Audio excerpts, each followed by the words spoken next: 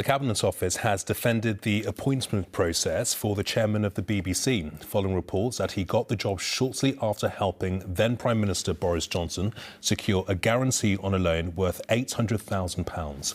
Labour is calling for a parliamentary investigation into the claims that Richard Sharp helped Mr Johnson when he was in financial difficulty in late 2020. It is the latest headache for the Conservatives. Their party chairman, Nadhim Zahawi, is still under pressure to clear up questions over his tax affairs. Our political correspondent, Carl Dinnan, reports. I'm too honoured. He's no longer Prime Minister, of course, but Boris Johnson still gets a warm welcome in Kyiv and still attracts scrutiny of his personal affairs at home. Today, the Sunday Times reporting that a large loan was organised for him with the help of Richard Sharp, the man he was about to appoint as chair of the BBC.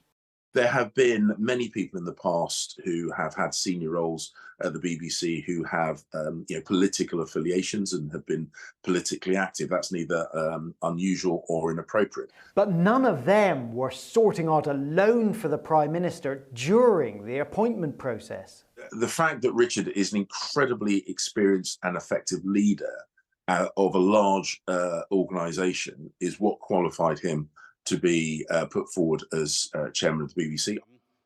Mr Sharp had introduced businessman Sam Blythe, who was offering to guarantee the Prime Minister's loan, to the head of the civil service.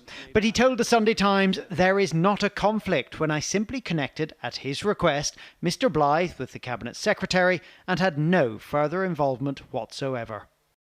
Labour has referred Boris Johnson to the Parliamentary Standards Commissioner because none of this was declared in his register of members' interests.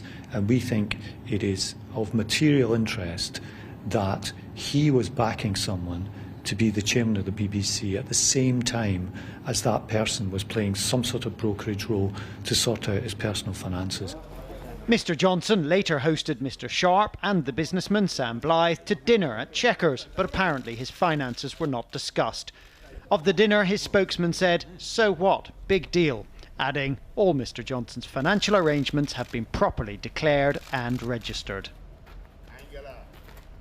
And Carl is with us now. Carl, it's not just questions about Boris Johnson's conduct. Party chairman Nadhim Zahawi's tax affairs are also making headlines. How do you think this is going to play out this week? Yes, and the affair surrounding Nadhim Zahawi is much more serious because he's a serving cabinet minister, and there's still a great deal that we don't know about his undoubtedly complex tax affairs. We don't know, for example, whether he was in dispute with HMRC when he was in charge of HMRC. We don't know if, as reported, he had to pay £1 million penalty over the carelessness of his tax declaration. And I think what happens next will depend on whether or not the Prime Minister feels that that position is defensible by the time he has to stand up in the House of Commons on Wednesday at 12 o'clock. And I think if he doesn't feel that he can defend that, then something will have to give by then. Yeah, tricky week for the Prime Minister. Carl, thank you.